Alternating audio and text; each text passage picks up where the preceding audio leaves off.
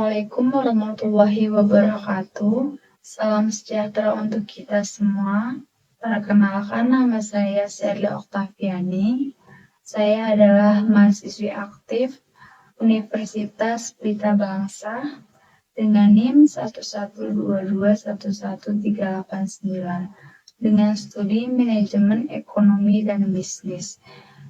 Dalam video ini sebagai tugas akhir semester dari Bapak Halifi Hazizan SPTMM selaku dosen pengampu mata kuliah Sumber Daya Manusia Lanjutan.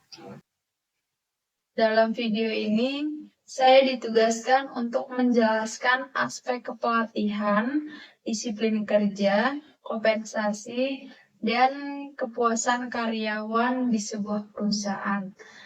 Pada kesempatan kali ini, saya memilih salah satu perusahaan yang ada di Kota Bekasi, yaitu perusahaan PT Juan Indonesia. Ini adalah dokumentasi dengan salah satu karyawan yang ada di PT Juan Indonesia. Beliau adalah salah satu karyawan PT Juan Indonesia. Posisi beliau ini sebagai supervisor injection.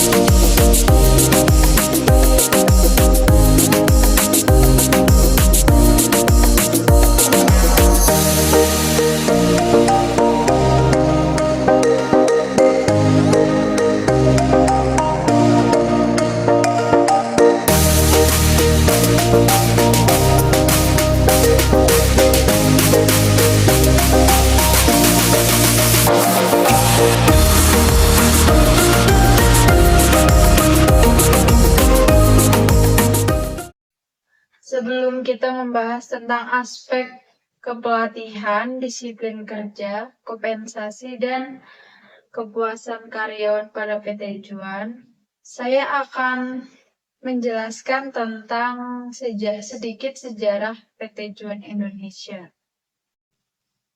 Perusahaan PT Juan Indonesia adalah perusahaan yang bergerak di bidang manufaktur.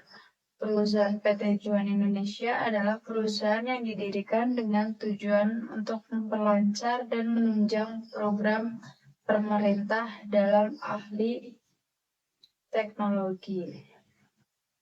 Perusahaan ini bergerak di bidang produksi plastik injection, seperti plating, spray UV, cutting, vacuum metallizing, printing, atau AC. Berikut adalah penjelasan singkat tentang mesin injection yang komponen utamanya adalah molding. Molding adalah proses pembuatan bentuk atau cetakan dari bahan tertentu seperti plastik, logam, atau karet dengan cara menyuntikkan atau memasukkan bahan tersebut ke dalam cetakan yang telah dibuat sebelumnya. Berikut adalah jenis-jenis molding. Yang pertama, ada injection molding. Adalah proses menyuntikkan bahan plastik ke dalam cetakan untuk membentuk produk. Kedua, blow molding, yaitu adalah proses pembuatan botol plastik dengan menyuntikkan udara ke dalam cetakan. Yang ketiga adalah compression molding, yaitu adalah proses pembuatan produk dengan menekan bahan ke dalam cetakan. 4. Transfer molding adalah proses pembuatan produk dengan memindahkan bahan dari satu cetakan ke dalam cetakan lainnya. Kelima adalah rotational Molding adalah proses pembuatan produk dengan memutar cetakan untuk membentuk bentuk yang diinginkan.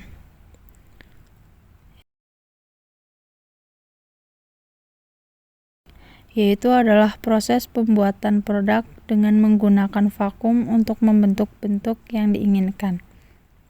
Yang terakhir itu ada thermoforming, adalah suatu proses pembuatan produk dengan memanaskan dan membentuk bahan plastik, dan di PT Juan saya masuk ke bagian injection molding di bagian finishing, mengujikan produk untuk memastikan kualitasnya.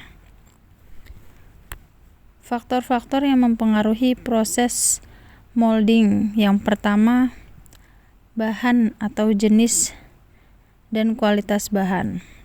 2. Cetakan, desain dan kualitas cetakan. Suhu proses molding.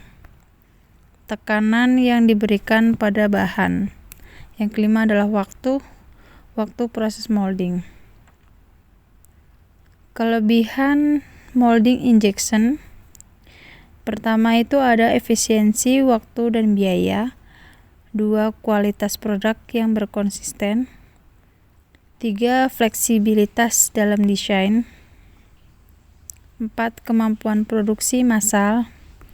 Yang terakhir adalah mengurangi limbah. Dan berikut penjelasan tentang departemen vakum. Vakum adalah kondisi ruang hampa, udara atau gas, dengan tekanan yang lebih rendah daripada tekanan atmosfer. Dalam vakum, tidak ada molekul gas yang signifikan, sehingga tidak ada perlawanan terhadap pergerakan benda, sehingga menghasilkan warna silver, dan sering dipakai untuk kebutuhan seperti reflektor lampu kendaraan dan aksesoris. Dan yang terakhir adalah penjelasan tentang departemen spray UV. Spray UV atau ultraviolet adalah teknik pengeringan dan pengerasan lapisan permukaan dengan menggunakan sinar ultraviolet. Di sini ada 2 proses pengerjaan, dan ada yang pertama adalah coating manual yang disemprotkan dengan permukaan yang diinginkan, kemudian dimasukkan ke mesin sinar UV yang dipancarkan ke permukaan sinar UV memicu reaksi kimia yang mengeras dan mengeringkan bahan. Dan yang kedua adalah biasanya langsung dimasukkan ke mesin conveyor dengan pengeringan otomatis. Jenis spray UV ada 3. Yang pertama UV curable atau pengerasan dengan sinar UV. Yang kedua UV drying atau pengeringan dengan sinar UV.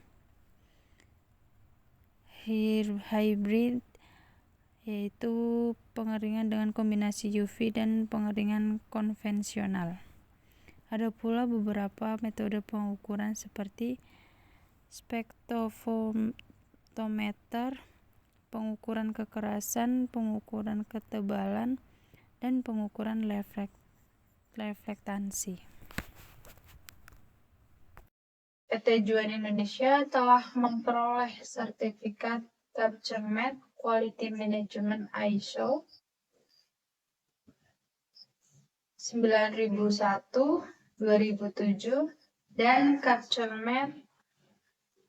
Environmental Management System ISO 14001, 20004. PT Juan Indonesia ini didirikan pada bulan Oktober tahun 1999.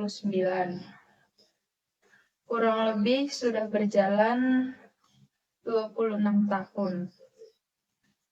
Awal perusahaan ini beralamatkan di Jalan Raya Narogong, Pangkalan 1A, dengan jumlah karyawan kurang lebih 300 karyawan di bagian plating. Adapun pelanggan customer PT Juan yaitu PT Panasonic, PT LG, PT Crashing, PT Mitsubishi, PT Toyota dan PT Ichigo, dan juga PT Nissan. Setelah perusahaan ini memulai proses produksi, ternyata pesanan semakin banyak. Hal ini disebabkan karena adanya kerjasama dengan baik dalam pemerintah. Hal tersebut melatar belakangi perluasan area yang telah digunakan untuk pabrik dan menambah peralatan yang menunjang produksi. Karena area tanah ini yang dimiliki perusahaan sudah tidak memungkinkan untuk diperluas lagi, perusahaan ini dipindah ke tempat yang strategis. Berlokasi baru tersebut memenuhi syarat untuk menjadi daerah yang maju dalam industri. Lokasi ini berjarak kurang lebih 2 km dari lokasi yang lama, yaitu di Pangkalan 6, RT 1, RW 1, Desa Ciketing Udik, Bantar Gebang, Kota Bekasi. Pada bulan Januari 2006, segala kegiatan produksi dipindah di lokasi yang baru. Pendiri PT Juan adalah Mr. Lee Jong-sun yang berasal dari Korea. Pendiri perusahaan ini atas dasar surat keputusan Kementerian Perindustrian. PT Juan juga memiliki visi dan misi. Visi PT Juan yaitu menjadikan pelanggan dengan menjual produksi berkualitas, delivery tepat, dan harganya kooperatif. Misi PT Juan Indonesia yaitu adalah misi kami memenuhi kepuasan pelanggan, mengirim dengan tepat, dan menambah nilai bagi rantai pasokan pelanggan kami. PT Juan juga mempunyai kegiatan umum. Dalam menjalankan tugasnya, Presiden Direktur dibantu oleh beberapa manajer yang memiliki tugas yang berbeda dan mempunyai tugasnya masing-masing. Manajer yaitu seorang pemimpin yang mempunyai beberapa bawahan untuk membantu dan mengerjakan tugas. Sedangkan tugas dari seorang manajer adalah mengatur dan mengarahkan beberapa bawahan agar mengikuti perintah dari Presiden Direktur supaya pekerja dapat mencapai target yang telah ditentukan. Sedangkan arti dari manajer adalah tata laksana atau terlaksana pemimpin semua orang yang menjadi bawahan agar yang sedang dikerjakan dapat mencapai tujuan yang ditetapkan. Tugas-tugas seorang manajer secara umum melaksanakan fungsi manajerial yaitu berupa kegiatan pokok, yaitu meliputi yang pertama menyusun rencana, yang kedua menyusun organisasi, yang ketiga mengarahkan organisasi, yang keempat mengendalikan organisasi, dan yang kelima pelaporan. Yang kedua itu ada mendorong dan memotivasi bawahan untuk dapat bekerja dengan giat dan tekun. Yang ketiga, membina bawahan agar dapat memikul tanggung jawab secara baik.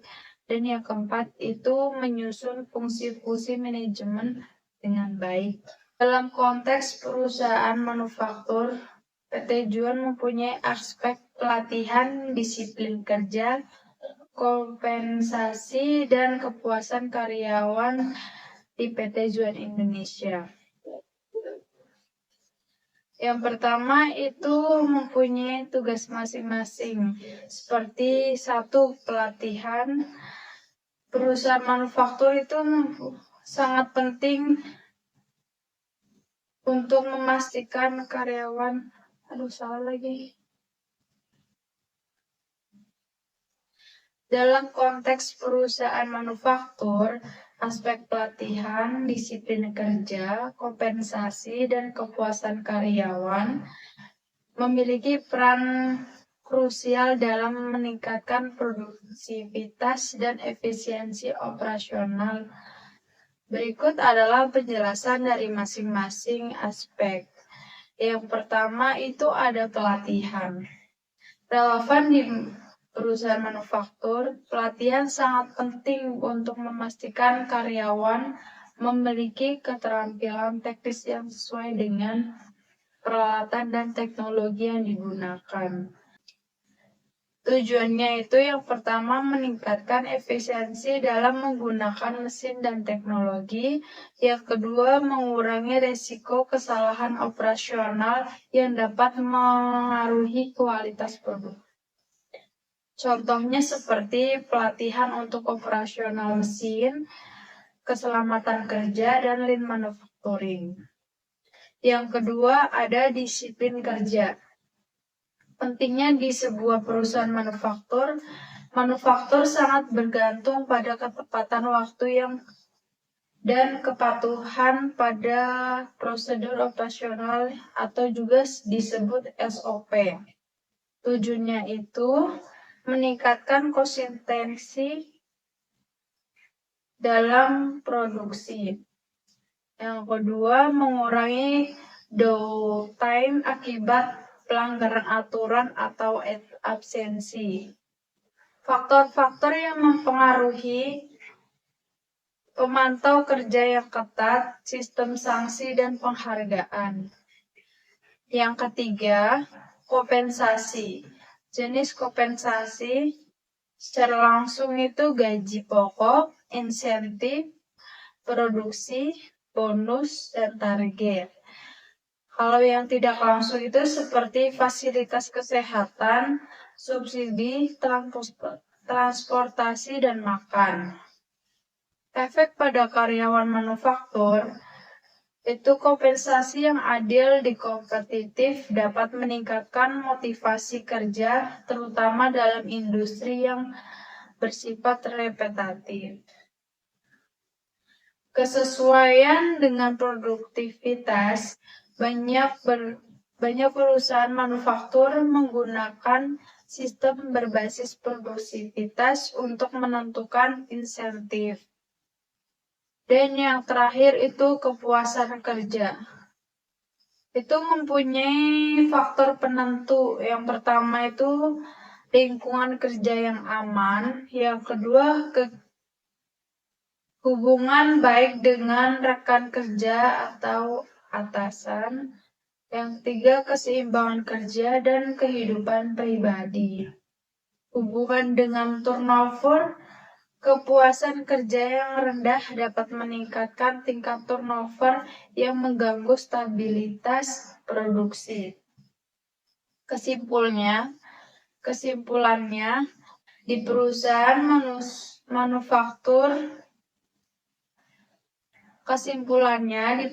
manufaktur keempat aspek ini saling berkaitan. Pelatihan meningkatkan keterampilan karyawan sehingga mendukung disiplin kerja. Disiplin kerja yang baik memastikan target produksi tercapai. Kompensasi yang layak memotivasi karyawan untuk bekerja maksimal. Dan yang terakhir itu kepuasan kerja menjaga loyalitas karyawan dan menurunkan turnover. PT Juan juga mempunyai kegiatan rutinitas seperti Jumat Bersih. Dan ini adalah dokumentasi kegiatan Jumat Bersih di PT Juan Indonesia. Kegiatan ini sudah berlangsung kurang lebih 5 tahun. Biasanya semua departemen di-rolling untuk membersihkan di area-area yang tertentu, seperti halaman depan dan area dalam perusahaan. Di PT Juan Indonesia juga ada 5R 3S. Yang pertama itu ringkas atau bisa disebut dengan syairi, rapi atau seton, resik atau seiso, rawat itu seiketsu, rajin atau shitsuke. Nah, yang pertama itu ringkas atau syairi, yaitu adalah menghilangkan barang-barang yang tidak terpakai atau tidak diperlukan dari tempat kerja. Contohnya itu seperti menyingkirkan dokumen lama atau perkakas-perkakas yang sudah tidak dipakai atau rusak. Yang kedua, rapi atau seton, yaitu adalah menyusun barang dengan teratur sehingga mudah ditemukan dan digunakan. Contohnya itu menata alat kerja di tempat yang sudah ditentukan seperti cutter, gunting. Jadi ketika nanti kita mau menggunakan itu mudah untuk dicari. Yang ketiga, resik atau seiso adalah membersihkan area kerja secara rutin untuk menjaga kebersihan. Karena kalau kita kerja dengan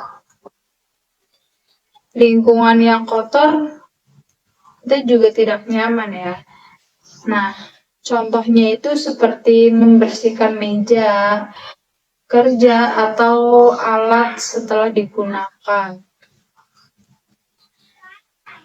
Yang keempat, rawat atau seiketsu, yaitu adalah menstandarkan tata cara kerja dan kondisi tempat kerja. Contohnya itu membuat jadwal kebersihan dan memastikan semua orang mengikutinya, seperti kayak piket gitu, jadwal piket. Jadi nanti kita bisa membersihkan secara bergantian. Atau sebelum pulang, kita juga wajib ya untuk membersihkan area tempat kita bekerja. Dan yang kelima itu rajin atau shitsuke, yaitu membangun kebiasaan untuk terus mematuhi aturan dan menjaga kedisiplinan. Contohnya itu meningkatkan karyawan agar konsisten dalam menerapkan 5R. Jadi yang 5R itu rajin ya, semuanya diterapkan.